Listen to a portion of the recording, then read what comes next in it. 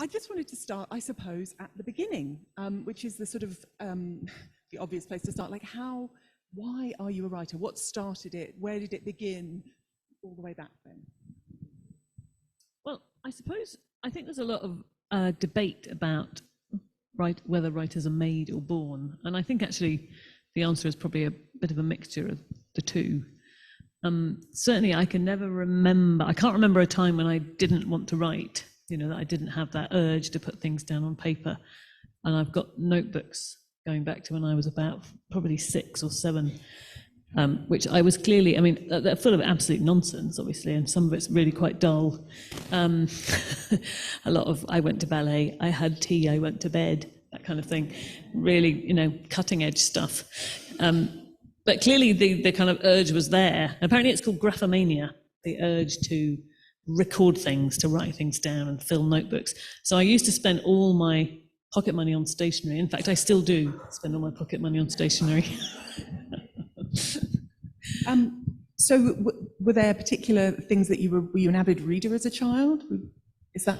Yes, I was. I've always been. And I always, when I used to teach creative writing, which is a long time ago now, that was the thing I always used to say to my students when I first met them, that before you're a writer, you have to be a reader. So just read and read and read and read everything, be completely omnivorous. And books, you can learn a lot from books that you don't like, and you can, if you read a book that you really love, treat it as a mechanic with a really fascinating engine, lift up the bonnet and take it apart and see if you can work out how it works, see if you can work out how the writer has done this.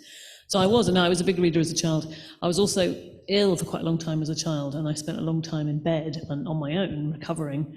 And then that was all I did, because we're talking about the late 70s, early 80s here. And I tell this to my children, they're really shocked that there was not only, I think, 3 channels, but there was not even a video recorder. And kids' television programs came on, I think it was 3:15, or I can't remember, but anyway. And they listen and they just think, no, she's talking rubbish. So that's all I did actually for about a year. It's just read and read. And I would read from one end of my bookshelf to the other and then start again.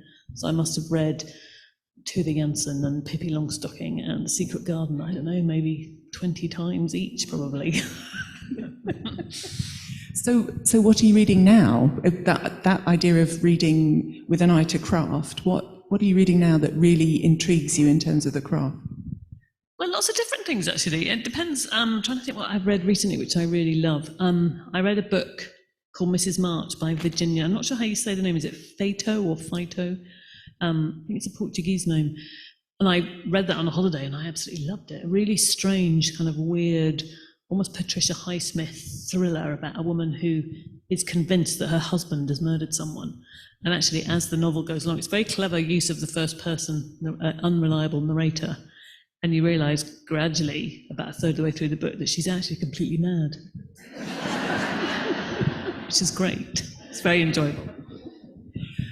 So can you explain for us all a little bit about your writing process? Like if we were to look under the bonnet and have a nosy around in the way that you write, what would we find?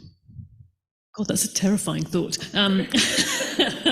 It's hard to pinpoint because I think every book is different. I always think that books are quite like children, and every single one has different challenges and different joys, and I remember having my son, my first child, and thinking, okay, I know about babies.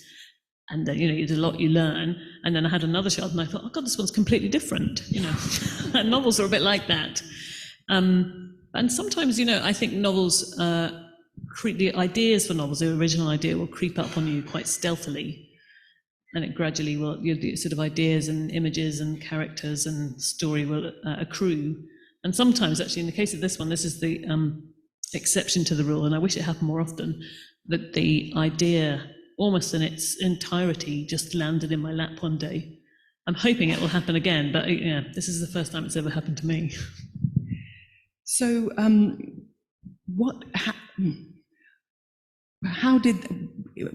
was it about the story that you tell in the marriage portrait that first drew you in? What helped it land in your lap? And perhaps you explain a little bit about what the novel, the story that the novel tells. So the marriage portrait is about a young duchess in Renaissance Florence who suspects that her husband is about to murder her. And it was originally inspired because I was rereading Robert Browning's dramatic monologues, which I do periodically because they are such perfect works of literature. Have such incredible psychological depth, and I don't know, the sleight of hand that he uses with the sort of form of the novel and the lines and the word choices, and then this psychological exploration into these people who are often actually, in the cases of these poems, under some kind of mental stress or going through some kind of crisis. And anyway, so I was rereading them, and it was just before lockdown began. I remember because it was February 2020, and I'd been rereading My Last Duchess, and I was just thinking to myself one day, and I was actually sitting outside my friend's house because I had arrived uncharacteristically early to pick up my daughter from what would turn out to be her last play date before lockdown began. And I was just sitting outside, and I was just wondering to myself idly whether or not My Last Duchess, the most famous of his dramatic monologues, was based on real people, because some of them are. And I was looking on my phone to see if I could find an answer. Within about a minute or two, the Bronzino portrait of Lucrezia de Medici was downloading very slowly on my phone.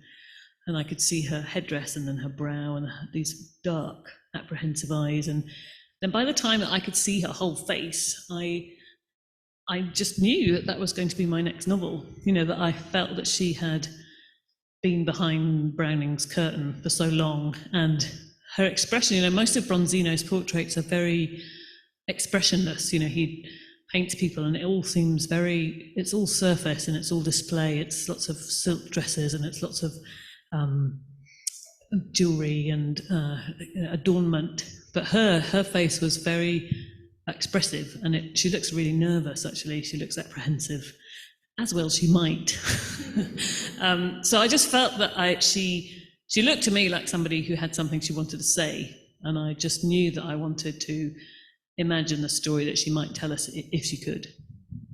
Well, with that in mind, perhaps it might be a moment to read and to meet her for ourselves. It's going to be quite tricky doing the microphone under, but hold on 1 second.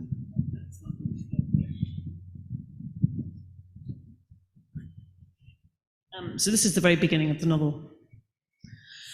Lucrezia is taking her seat at the long dining table, which is polished to a watery gleam and spread with dishes, inverted cups, a woven circlet of fur. Her husband is sitting down, not in his customary place at the opposite end, but next to her, close enough that she could rest her head on his shoulder, should she wish. He is unfolding his napkin and straightening a knife and moving a candle towards them both, when it comes to her with a peculiar clarity, as if some coloured glass has been put in front of her eyes, or perhaps removed from them, that he intends to kill her.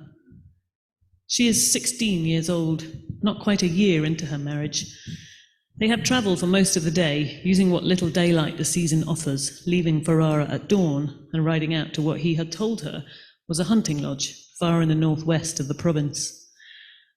But this is no hunting lodge, is what Lucrezia had wanted to say when they reached their destination, a high-walled edifice of dark stone, flanked on one side by dense forest and on the other by a twisting meander of the Po River. She would have liked to turn in her saddle and ask, "Why have you brought me here?" She said nothing, however, allowing her mare to follow him along the path, through the dripping trees, over the archback bridge, and into the courtyard of the strange, fortified, star-shaped building, which seemed, even then, to strike her as peculiarly empty of people. The horses have been led away. She has removed her sodden cloak and hat, and he has watched her do this, standing with his back to the blaze in the grate. And now he is gesturing to the country servants in the hall's outer shadows to step forward and place food on their plates, to pour wine into their cups. And she is suddenly recalling the words of her sister-in-law delivered in a hoarse whisper. "You will be blamed." Lucrezia's fingers grip the rim of her plate. The certainty that he means her to die is like a presence beside her, as if a dark-feathered bird of prey has alighted on the arm of her chair. This is the reason for their sudden journey to such a wild and lonely place. He has brought her here to this stone fortress to murder her. Astonishment yanks her up out of her body, and she almost laughs. She is hovering by the vaulted ceiling, looking down at herself and him sitting at the table, putting broth and salted bread into their mouths. He is setting an elbow on either side of his plate, telling her about coming to this lodge, as he persists in calling it, when he was a child, how his father used to bring him hunting here. She is listening to a story about how he was made to release arrow after arrow towards a target on a tree until his fingers bled. She is nodding and making sympathetic murmurs at appropriate moments, but what she really wants to do is look him in the eye and say, "I know what you are up to." Would he be surprised, wrong-footed? Does he think of her as his innocent, unworldly wife, barely out of the nursery? She sees it all. She sees he has laid his scheme so carefully, so assiduously, separating her from others, ensuring that her retinue is left behind in Ferrara, that she is alone, that there are no people from the Castello here, just him and her, 2 guards stationed outside, and a handful of servants to wait on them. How will he do it? Part of her would like to ask him this. The knife in a dark corridor, his hands about her throat, a tumble from a horse made to look like an accident. She has no doubt that all of these would fall within his repertoire. It had better be done well, would be her advice to him, because her father is not someone who will take a lenient view of his daughter's murder. She sets down her cup, she lifts her chin. She turns her eyes onto her husband, Alfonso, Duke of Ferrara, and she wonders what will happen next. Thank you.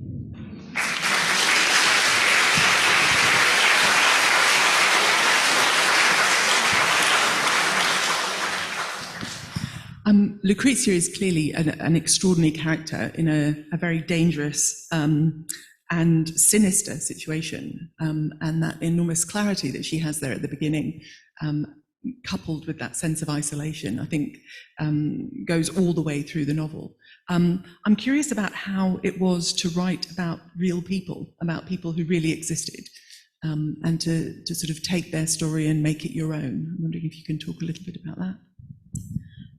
Well, actually, not a huge amount is known about Lucrezia at all. I mean, her family is very well known. So her father was Cosimo de Medici. He became the Grand Duke of Tuscany, and her mother was Eleanor di Toledo, and they had a total of 12 children. Lucrezia was the 5th child. She was the youngest daughter. And actually, unusually, I think, for their class and time, Lucrezia's parents really loved each other. I mean, theirs was, like Lucrezia's, a kind of partially arranged marriage, but they adored each other, and I think even more unusually, they were faithful to each other. And when Cosimo was absent from Tuscany, as he was on various business, very unusually, he used to cede his rule to his wife, Eleonora, which was absolutely scandalous and had never been seen before. And there's all sorts of letters within the court of people horrified that they suddenly had to answer to a woman, and Eleanor was very deeply involved in the running of the province, and both fiscally and politically. She really had, she ran it. So she was his kind of second in command in a sense. And actually, when they were apart, because they loved each other so much, they wrote to each other constantly. So there is quite a wealth of details about the domestic setup of the Palazzo Vecchio. And it's very clear from these letters that Cosimo, the father, really favoured Isabella, who was Lucrezia's older sister, and Eleonora seemed to adore the sons. And certainly, if you go to the Uffizi Gallery, there are many, many portraits of Eleonora with her sons, all by Bronzino. But Lucrezia, I don't know, I always got the impression that she was slightly overlooked and somewhat underloved. She doesn't really merit many mentions in the letters, which I found really heartbreaking. I think there's one mention of her growing out of a smock, and there's another mention of her saying that she doesn't do very well in her lessons because she doesn't concentrate. She was a bit of a daydreamer, which they found a bit disappointing. So I just got the sense of this child who was, yes, I suppose just overlooked in a way. And Alfonso was actually due to marry the eldest sister, Maria, but Maria unfortunately died at the age of 17, and Lucrezia was ushered in as a stand-in bride. And she was actually married, she was betrothed at the age of 13. At this point, Alfonso was 24, and she was 15, and he was 27 when she went to Ferrara to begin her married life with him. And a year later, she was dead. And there are some who say that he murdered her, that he poisoned her. And there are others who say that she died of natural causes. I mean, it's impossible to know now, I don't know how you can't get a jury and sort of post-date a conviction, so we don't know whether or not she was murdered. But certainly Robert Browning was obviously very interested in the story, and he came down on the side, obviously, as we know, if anyone has read the poem, that Alfonso did murder her. And certainly, when I started writing the book, I was aware of this ambiguity in the historical record, and I wanted to be quite even-handed with Alfonso. I thought, well, maybe I should be open to the fact that he didn't kill her. Maybe she did die of natural causes. But then I looked into what kind of a person Alfonso had been, and there was one thing that I discovered about him which really, let's say, influenced the book. Because I discovered that so when he became Duke, which was around the time that Lucrezia went to Ferrara, he'd only been Duke for a few months, and it was necessary for him to, make a display of power. He had to prove to his court and his province, Ferrara, and also any enemies that might be lurking outside the province, that he was more than up for the job, that he was able to flex his political and soldierly muscles.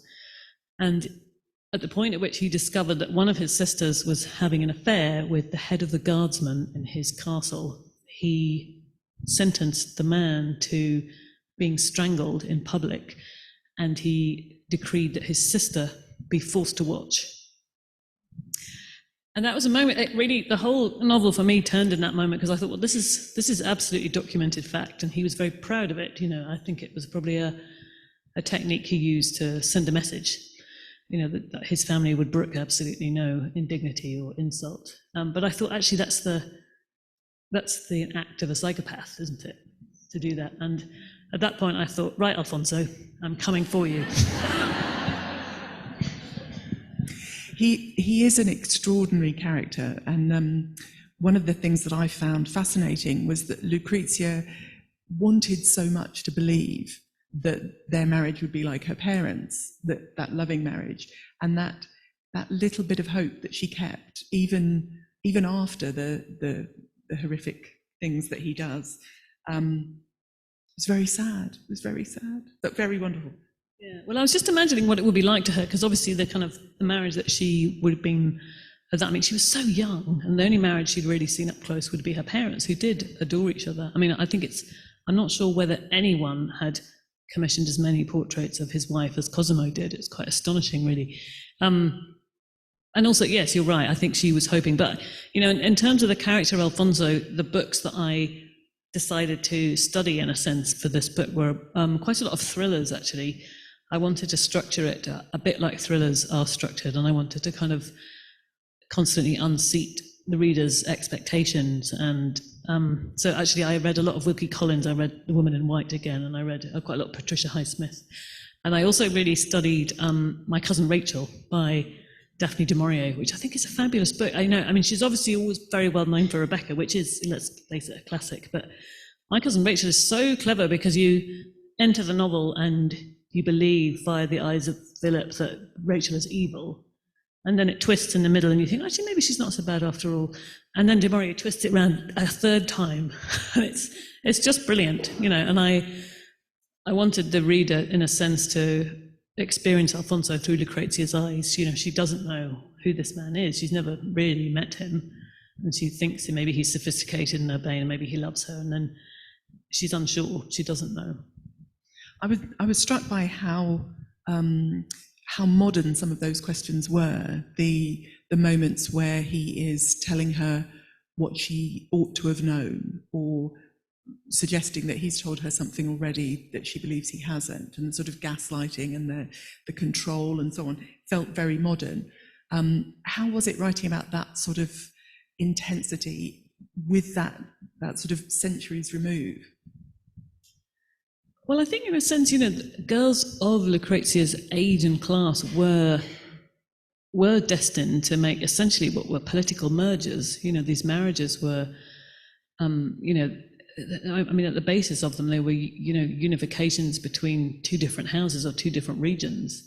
And, you know, just to give you some idea of the money that was changing hands and the wealth of the Medicis, her dowry, so the money that Cosimo paid to Alfonso for taking her off his hands, essentially, was 200,000 gold scudi, which is the equivalent of £50 million, I'm assured.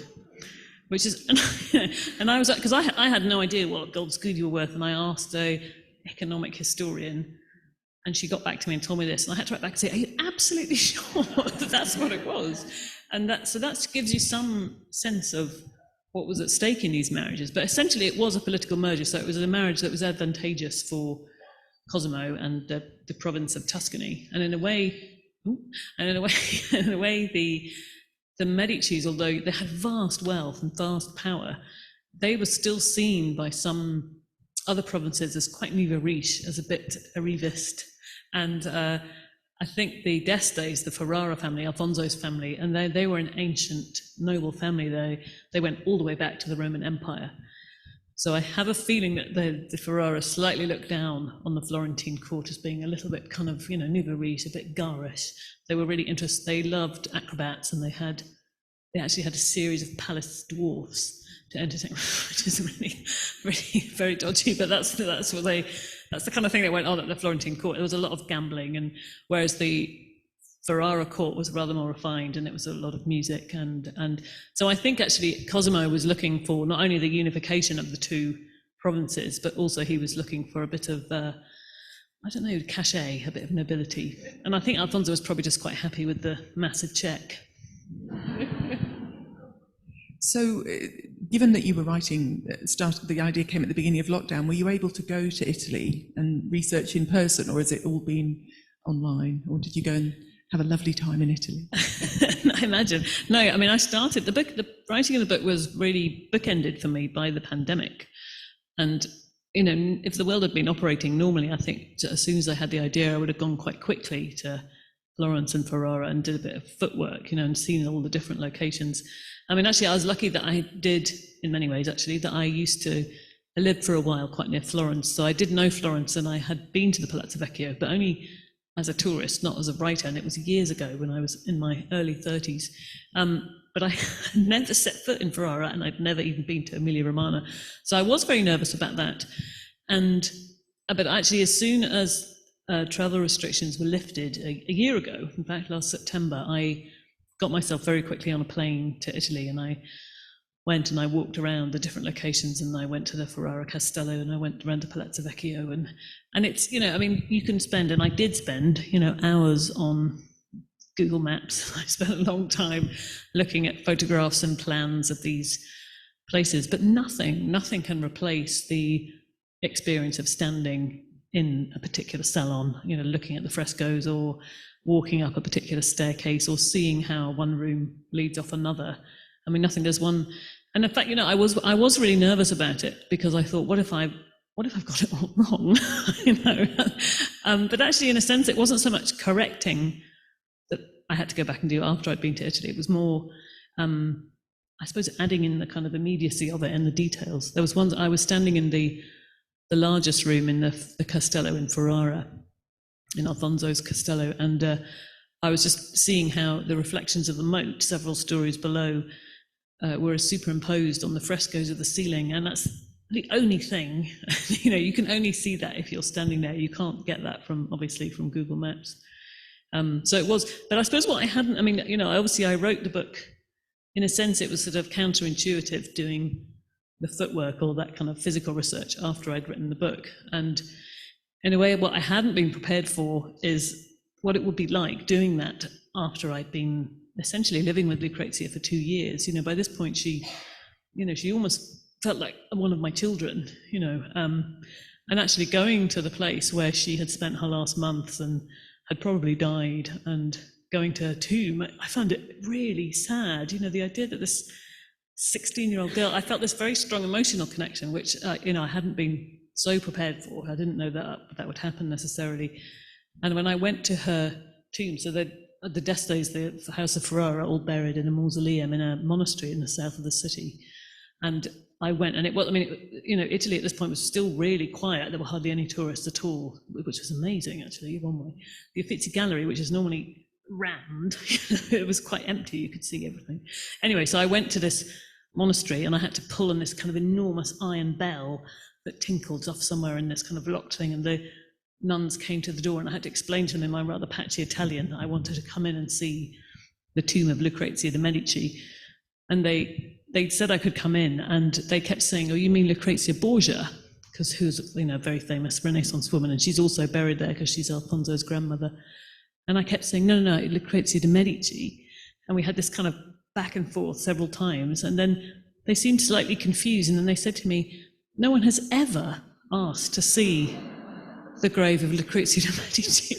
And I was so shocked by that. I thought, that's so sad. And actually I cried. It's just so embarrassing. I mean, who knows what those nuns thought? This kind of slightly crazy woman arriving at the door, really hot, saying, "I have to see the grave of Lucrezia de Medici." And I'd also brought flowers. They were a little bit concerned, I think. And also they were all tiny, so I felt like a giantess kind of barging into this monastery. So yeah, I suppose that shows how the effect of having lived with her and then going to the place afterwards. That is very sad that no one's been to visit her tomb. Really sad. I think that will change, I have to say. I hope so. I loved her as a character. I found myself wanting to just go and rescue her. And she was first perfectly capable of she was very strong and but she felt so young. And I think it was the age of her that was so striking. But that's one of those challenges, isn't it, with historical fiction, is that the world in which, and the sort of expectations, the idea of being betrothed at 13 was perfectly normal. So with, what drew you to historical fiction? You've had this wonderful idea through the Browning and so on, but certainly with Hamnet before. Why are we going back in time? I mean, actually, I don't. It's not as if I set out to think, right, I'm going to write a historical capital H novel, capital N. I mean, I think it's just, in a sense, I've always believed that it's not really me who chooses the books choose me in a way. I always think the best book you could possibly write is the one you can't not write. It's the one that's shouting the loudest. It's the one that's tugging most insistently at your sleeve. And it just so happens that the last two, and certainly have been, actually, I mean, I suppose they aren't. Hamnet and Lucrezia lived, it's probably about 30 years, I think, apart. But I mean, actually, in a sense, all the things that I learned for Hamnet, in order to create Hamnet, were actually, in a sense, false friends for this book, because although they are only separated by a couple of decades, the world of an 11-year-old boy in rural Warwickshire is, light years away from the life of a 15-year-old principessa in Florence. They're so different, and the stages of life they were at are so different, and also what Lucrezia faces is so, I mean, she's a child pretty much that's dragged into an adult world with adult expectations. And I think I think you're right. I mean, in some ways it's not right to impose modern sensibilities on her life and the practice of marrying girls off so young. But also, I think always at the back of my mind was not only with Lucrezia was a real person, had been a real person, and it's always very important to treat that with respect. Obviously this is a novel, and it's based on a sort of skeleton sense of the history that did happen, but also it's fiction. But it's also really important actually to remember that as much as I would fervently, and probably we all would fervently wish otherwise, there are still girls of that age being married off in different places around the world. So it's not as if it's a problem, unfortunately, confined to Renaissance Florence. I was struck with that too, with the question of whether or not he kills his wife, and the idea of is it uxoricide? Is that how you say it? Uxoricide, I think so. Let's say it like that. And how, again, those parallels, even though it's historical fiction, that parallel of the woman being given to one family, and then the question of producing an heir as well, producing the next generation. Well, certainly what is known is that Lucrezia's sister Isabella, who's probably the best known of all the siblings, she lived till she was 35, and she was quite a famous patron of the arts for the Renaissance. And she was murdered by her husband. She was suffocated by him and his friend at the age of 35, I think with the tacit approval of her brother, who was at that point the Grand Duke. And shortly before Isabella was killed by her husband, Lucrezia and Isabella's youngest brother, Pietro, also murdered his wife. He strangled her with a dog lead. So, I mean, it sounds, I don't mean to say that exorcist was a thing, but it was certainly the idea that those two are historical record. We don't know exactly what happened to Lucrezia, but there's no shadow of ambiguity what happened to her sister and her brother's wife. It is very compelling reading the story of Lucrezia, having Browning's poem in mind and the idea of my last Duchess, and knowing that we're essentially reading the prequel in a way, almost. Yes, exactly. And struck too about the sense of art and using art to secure possession. And you were saying with the Medicis having many, many portraits of their sons and so on. And I was wondering about the decision to make Lucrezia an artist as well. Well, I should say that there's no particular evidence that Lucrezia was an artist, but I think there were two things that led me to that. Is because Lucrezia and her sisters were educated alongside her brothers, which again was quite unusual. So Cosimo and Eleonora had made this decision that their daughters were to be educated, and so they had the best education. I mean, not so much even money could buy. I mean, you imagine that the tutors that were available in Renaissance Florence, who were willing to teach the Medici children. They would have had art lessons from Giorgio Vasari in his studio. They would have had the absolute best, people teaching them. They would have learnt lots of languages. They would have learnt the lute. They would have learnt all about ancient Greek. So, they were highly, highly educated young women. And, even though their destiny was to marry, make this kind of arranged marriage and to be decorative and to produce lots and lots of heirs, all that education and intelligence doesn't just disappear. It's still there. And also, I suppose I was also very aware that Lucrezia's family, they had, for example, Michelangelo's David just as an ornament in their garden. And I don't mean a reproduction, I mean the actual Michelangelo's David. There's actually a replica now where it once stood, because obviously the real one's in a museum, as it should be. But also, on the walls of their dining room, they had Botticelli's Primavera, Botticelli's Birth of Venus. There isn't an inch of the walls and the ceiling in the Palazzo Vecchio which isn't covered in some astonishingly beautiful fresco. So I suppose I was just imagining what effect this might have on somebody, to be living among these incredible, sites.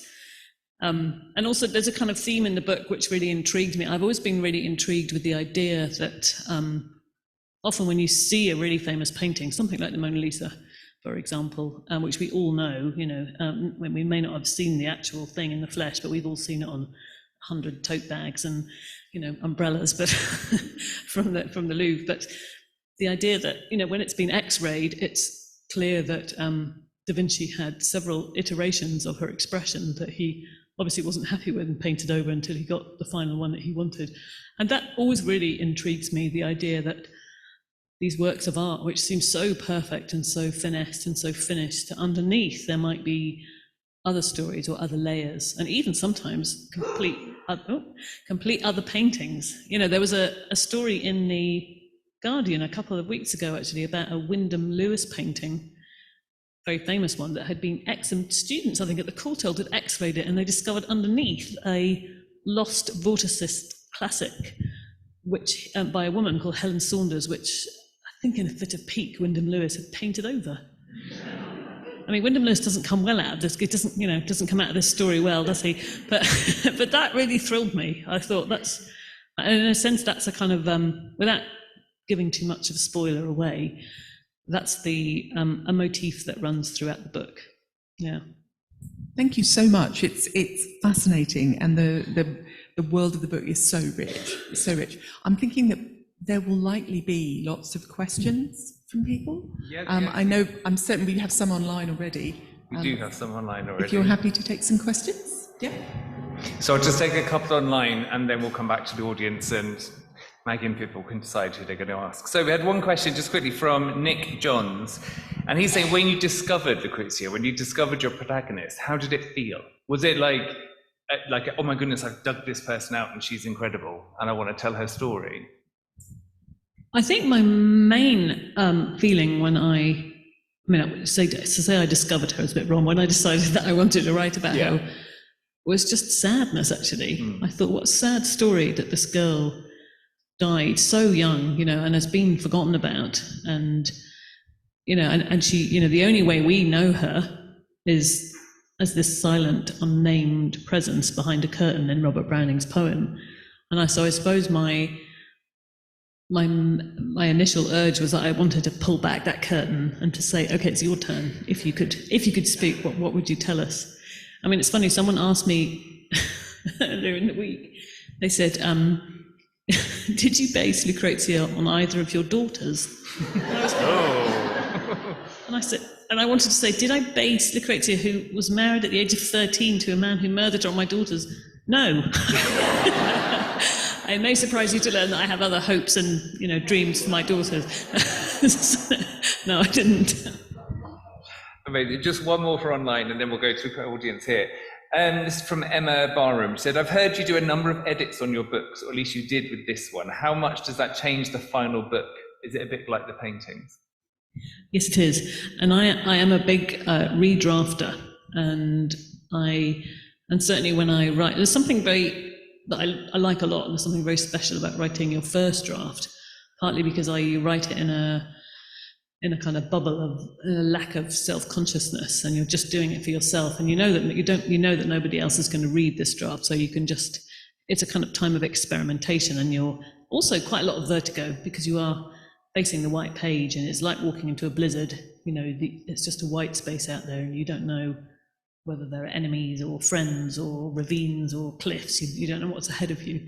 But then, and I always, when I finish the first draft, I look at it as I would, I think of it as raw material. I know my novel is in there somewhere, but I know that it's not anywhere near finished. And so as I imagine it, I imagine the way a sculptor looks at a lump of clay or a block of marble, and you know that inside it is your finished product, but there's going to be an awful lot of work ahead of you to chip away and find it. So how did it change? How was the redrafting after that trip to Italy? Once you got like you say, you'd lived with her for sort of 2 years, and then how was that redrafting moment? Was there a sort of sinking feeling, or was it all right? I think particularly with this book, and perhaps Hamnet as well, I think what I had done with my early drafts is there was too much research in there, and I think the kind of books about the past that I enjoy most myself are books that wear their history and their research very, very lightly. I really don't like reading a book that, you think you're in a kind of fictional world and you turn the page and suddenly you get treated to a treatise of, Bakelite as an early plastic. And I always think, well, this is interesting. If I wanted to read about Bakelite, I would read a non-fiction book. And I think certainly when you're writing about the past and creating a world that isn't instantly familiar to you or your readers, you have to make sure that it doesn't read.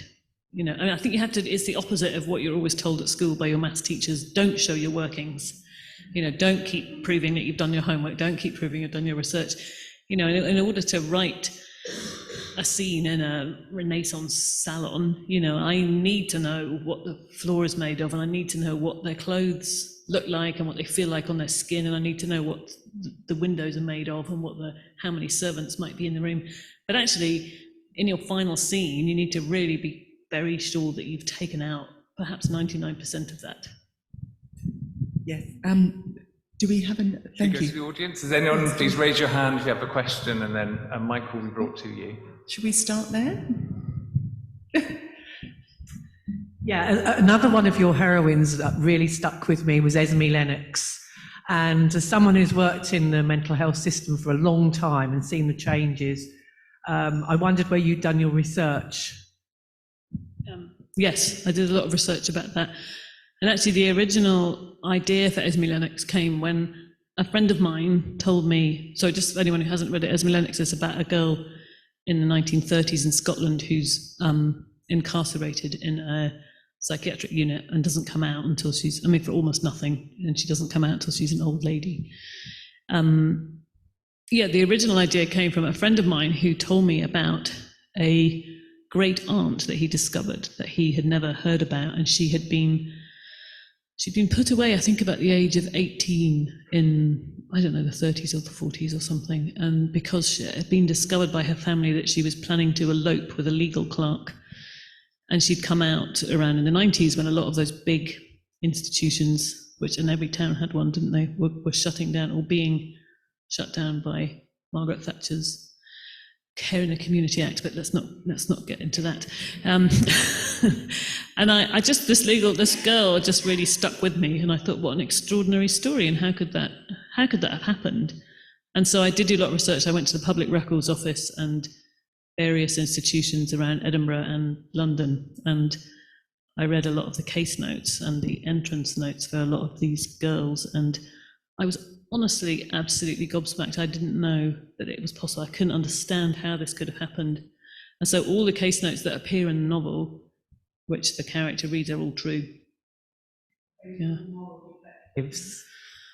I know, it's unbelievable. So there was, I read about a girl who was put away because she wanted her hair long. She refused to cut her hair, and another girl who was put away because she insisted on taking long walks. I mean, it's just, I couldn't have made it up, so I didn't. Thank you. Thank you. We have one at the front here. Oh, sorry, Harriet. Maggie, lovely to listen to you tonight. I wanted to ask you, you said how much you love stationery. Tell us a little bit about the cover on your book. The cover, well, I wish I could take credit for it, but it's not, it's not me at all. No, it's absolutely beautiful. I was so thrilled when I saw it. And actually, I saw it as a kind of flat image on the screen initially, but in the flesh, it's even more beautiful. I think it was exactly what I really wanted, because I didn't want it to look too Renaissance-y and too pretty. I wanted it to look a little bit unsettling, and so it's gorgeous and unsettling, which is exactly what I was hoping for. I think we've probably been quite remiss in not mentioning the tiger as well. Do you want to the tiger? explain the tiger? The tiger is so Cosimo, Lucrezia's father, kept a menagerie of exotic animals in the basement of the Palazzo Vecchio. Apparently this was quite a thing, that if you were a young ruler, that's just what you had. Like, people now have Ferraris, you just kept a kind of menagerie of lions and tigers. And Henry VIII had one in the Tower of London, interestingly. But so Lucrezia is very drawn to a tiger, which appears in Tuscany. I was trying to imagine when I wrote that chapter, when she's 7, she goes down to meet this tiger. And I was trying to imagine, because there's lots of lions in Renaissance art, but actually not many tigers, because I spent a long time looking for one. And I realized it's probably because they'd actually never seen one. And so I was imagining what it would be like to see a tiger for the very first time, having no preconception of what it looked like. I mean, if we see a tiger in a safari park or even on television, it's an astonishing experience being that close to such an astonishingly beautiful beast. But imagine seeing one and you just have no idea what to expect. So that was what so the tiger is a kind of an important animal in the book, is all I'm going to say. I think we have a question right here at the front. Hi, Maggie. I went to Ferrara a few years ago, and I really recognised that slightly superior air people of Ferrara had. And I wondered whether the hunting lodge that you described is a real place and whether we'd be able to find it. It is a real place, yeah. All the buildings and locations in the book are based on real places. Men like Alfonso and Cosimo had a main palazzo or castello, but they also had several country villas and hunting lodges at their disposal. And the Fortezza that we read about in the first chapter there is actually based on a real place just outside Ferrara in Bondeno, and it's called Rocca di Stellata. And when I went to Ferrara, I was, basically I was stalking the town council saying, please can I see inside it? Please can I see inside it? And eventually I had a letter, an email from, I think it might even be from the mayor's secretary, and he said, no, you can't because it was damaged by an earthquake. Nobody's allowed in, even the mayor. So at that point I gave up and I thought, okay, right, I'm not going to see inside it. But I did cycle, and I spent a long time going around it and asking lots of people, lots of questions. So there is, it's this very strange sort of star-shaped fortress just by where the river is very, very wide, the Po River. So it is there. But unless they, refurbish it, you won't be allowed in. Thank you. We have a question over this side. Obviously, this is inspired by Browning's work. Was there ever a chance that this could actually be a different book based on a different poem from the monologues? No, I certainly reread them all again. Particularly because a lot of them, well, two of them actually are about painters, about Renaissance artists. So I did, but no, there wasn't ever a sense that it was about. And I did read Porphyry's Lover, which is of course about somebody who murders a woman. So there is a kind of sense of unity to a lot of the dramatic monologues. And what really intrigued me, there's only one portrait of Lucrezia on display in Florence, and it's not in the Uffizi, where most of her family are. So there's a whole room in the Uffizi which is dedicated to this particular family, this Medici family. And you can see Cosimo and several portraits of Eleanor, and most of the other siblings are there, but Lucrezia isn't. She is, and when I went to Florence, it took me and with the help of 3 Florentine art historians to find out where she was, because I knew that she was on display, but we couldn't find her. It was really strange, and we went through all these people who basically teach art history in Florence, so you think if anyone would know, they would know, and we couldn't find her. And eventually they tracked her down for me to this really quite distant room of the Palazzo Pitti, the Palatine Gallery over the river. And I went there and I had a printout of her portrait, and I went around and I asked, because I couldn't find her, and I was asking all the kind of the museum guards saying, where is she? Can you tell me where this painting is? And nobody could tell me. And eventually I found it, and it's about the size of a hardback book. And it's in a really small room, and it's very low down on a crowded wall, partially obscured by a fire extinguisher. And it was so sad. And I actually had to crouch down. I've got a photo of me crouching down next to it because I finally found her, and there she was. And it's by Bronzino, and you think, why? First of all, why is a Bronzino painting, in such an obscure place? And also, it just seemed very emblematic of the way she's viewed, or not viewed in a sense, by history.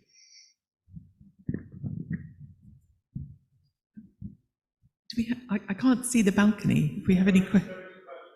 Oh, right. Shall we go there? Hello. Sorry. Yeah, I can't see you. I can just hear a voice. Can't see you. I can just hear you. Cool. I was wondering, do you have like a specific location you tend to write it, or can you write it pretty much anywhere? I just need to repeat that for the people online. Just so the question was, do you have a specific location you write in, or can you pretty much write anywhere? I can pretty much write anywhere, as long as I've got something to write on or with. And also I am quite annoyed by music. So if I can hear music, or particularly music with words, I find that a bit problematic. But actually, I think one of the skills you have to learn if you're going to write books and have children, particularly young children, is that you have to just be able to write anywhere and concentrate anywhere, because you don't really have the luxury of time, to spend a lot of time making sure that, I don't know, the light is falling on your page the right way, or all your pencils are sharpened. You've just got to be able to get down to it. That said, I do have now, actually quite recently, I have a studio in my garden, which is just absolute heaven. It's one of my favourite places in the whole world. And there is something very inspiring, actually, about being able to walk out. It's not far, because obviously it's just, I close my back door and I just walk down the garden, and then I've got this little space all to my own. I do get quite a lot of people visiting me, but even still, it's that kind of separation of the house and the studio, which is very helpful. But that said, I have written in cafes, I've written, I don't know, in aeroplanes, on trains, anywhere, and I have also once or twice written as I pushed a buggy along when my child was sleeping. It's just needs must, really. Oh, we have one in the corner over here. There's Please. one more at the top as Oh, well. and one. Just wait for the microphone, one sec. No? Was your talent recognised early by your mother or by teachers, and was it encouraged?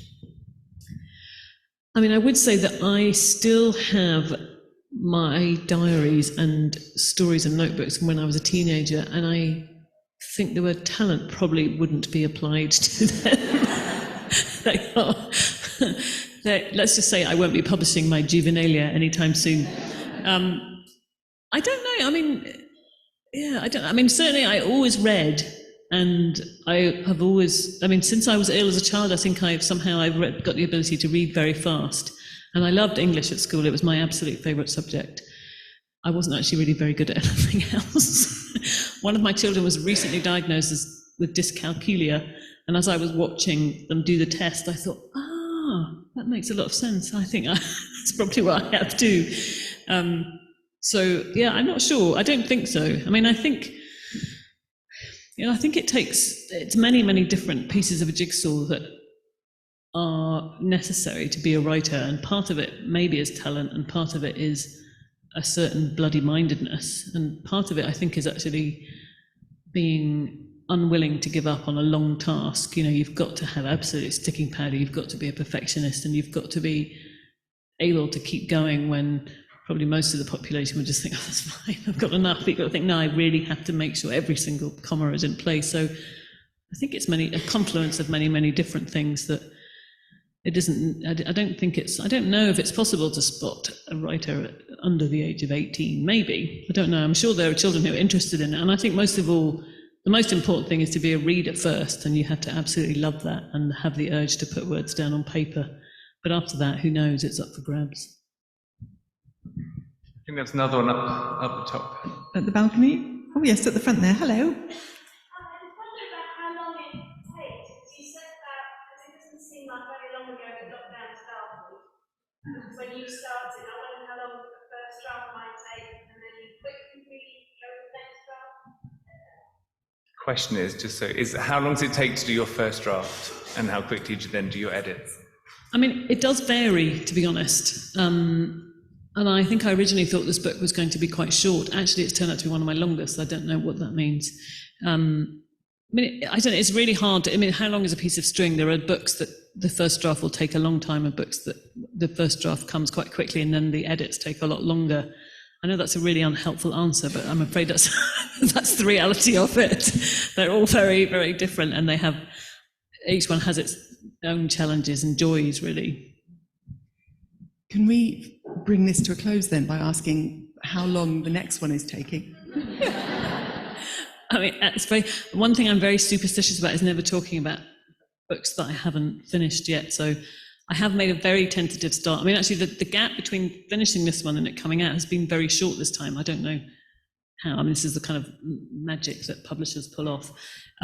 So I have just started, and I can't really say anything about it, but I mean, I was kind of keeping it secret. I don't really tell anyone about it, not even my husband, and I don't talk about what I'm doing, and I'm actually pathologically secretive about it. But I was sitting in my garden studio, which I was talking about the other day, and I was actually tinkering around with something to do with my new book, and I noticed that my middle daughter, who's 13, was just loitering outside, and she was kind of peering in through the window slightly beadily. And I thought, that's a bit odd. And then she got out her phone, and I thought, oh, she's texting her friend. But then there's text arrived on my phone, and it said, I know you started. So I can't keep it that secret, unfortunately. Well, we would just like to say thank you so much for coming to Tring to share this with us. It's my pleasure. It's very nice to be here. Yeah, it's been absolutely fascinating. I can assure you that if you haven't started the book already, you need to. I've finished it. I've read it twice, actually, now. And it's absolutely stunning. It's staying with me. So thank you for that. Thank you for sharing the evening with us. And I'll ask you to say goodnight to Maggie O'Farrell.